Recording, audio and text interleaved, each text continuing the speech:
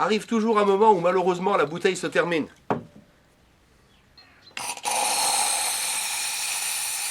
Voilà. Là c'est la fin. On purge donc un petit peu. On enlève la paille. On prend le Crazy Outil qu'on va placer sur le gicleur. En levant un coup sec, on a arraché le gicleur.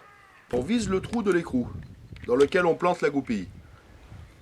Une fois qu'on a fait ça, on met la bouteille bien à plat sur la table et on débloque. Une fois qu'on a débloqué, on dévisse. L'écrou tombe. On va pencher dans le bon sens et ouvrir la bouteille. Le robinet se démonte. On va extraire le tube, récupérer la bille, dévisser la molette, sortir l'écrou et sortir le joint. Avant le remontage,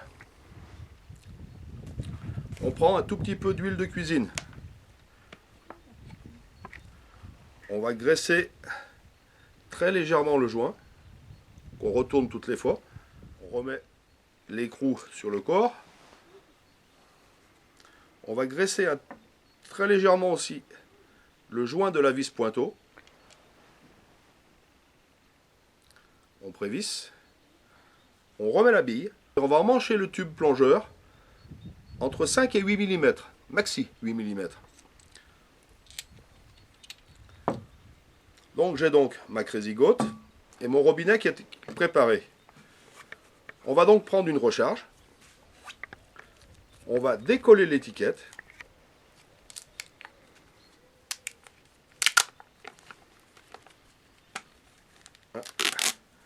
Je prends l'étiquette et je la recolle derrière la bouteille de façon à pouvoir mettre et la date et la recette. Je prends donc la Crazy Recharge.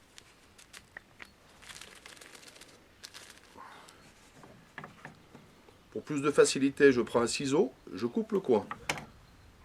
Je mets donc l'entonnoir dans la bouteille.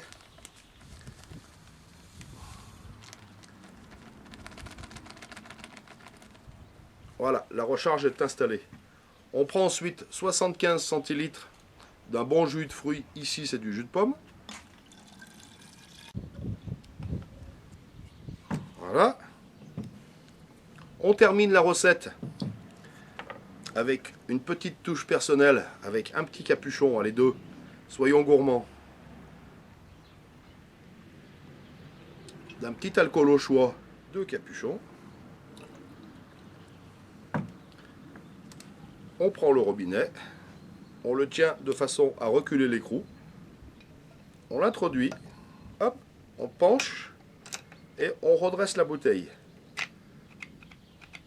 Je trouve, en suspendant l'endroit initial, quand il existe, je prévisse l'écrou à la main et je termine le serrage à l'aide du Crazy Outil.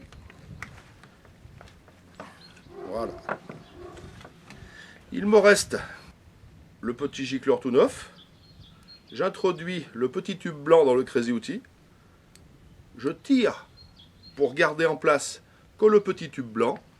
Et là, je vais donc installer mon gicleur qui va être serti dans le corps de la bouteille.